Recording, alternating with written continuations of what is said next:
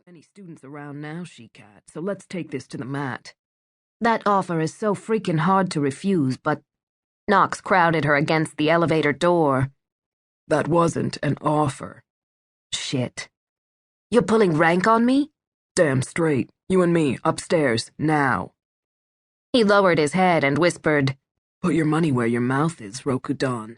Put me in my place.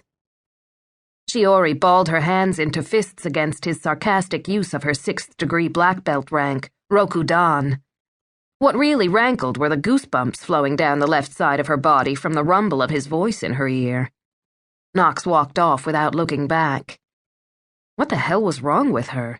She hadn't uttered a peep, hadn't tossed out an insult, hadn't even created silent, cutting remarks in her head when he'd made the challenge.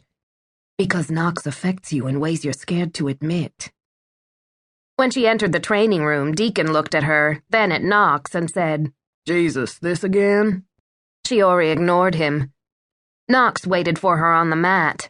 No hint of smile on his face, just the determined set of his jaw. How do you want me? That seemed to fluster him for a second before he barked, Standing sweep. Knox grabbed onto her and tried to drive her into the floor. She turned her upper body but kept her feet planted, tricky to execute without ending up with torn ligaments in her knee, and pushed on his center of gravity. It knocked him back a step as she'd intended, but his balance recovery was quick.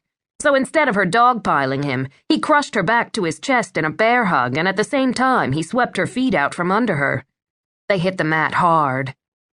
Shiori threw her leg on the outside of his and pushed off with her other foot, which allowed her to control the direction they rolled. Somehow she'd telegraphed her intent, because Knox countered and shoved her face first into the mat, after he'd clipped her in the mouth with his elbow.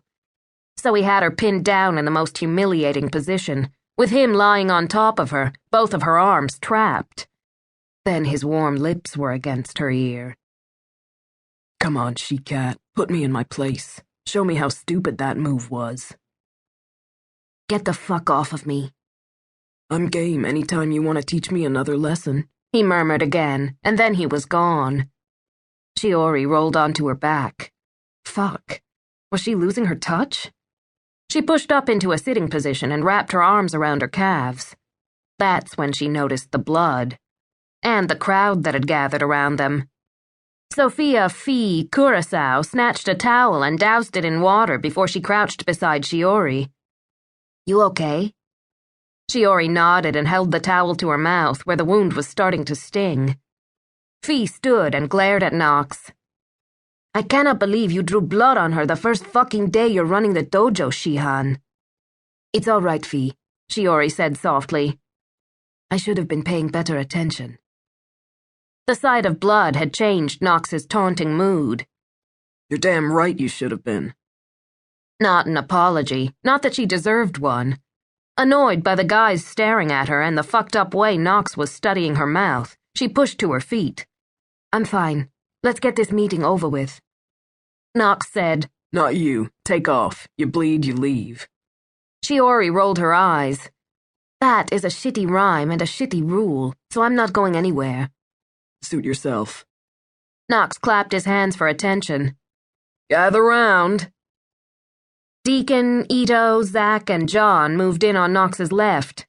Blue, Fee, Terrell, and Gil moved in on his right.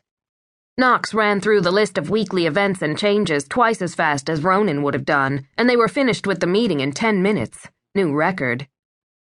Anything to add, Shiori? No, sir. Then we're done. See you all tomorrow.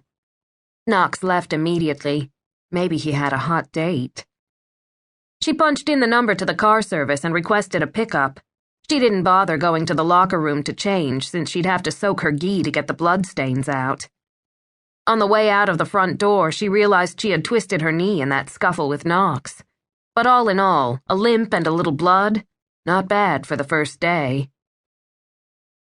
The next morning, Shiori was in the conference room on her laptop, answering questions from her account managers at Okada, the family business, when Knox shuffled in. He hadn't shaved, and she hated that the dark bristle accentuating his angular jaw looked so good on him. He wore wrinkled gi pants, and his gi top wasn't closed, so she had a peek at his sculpted chest and muscular abs.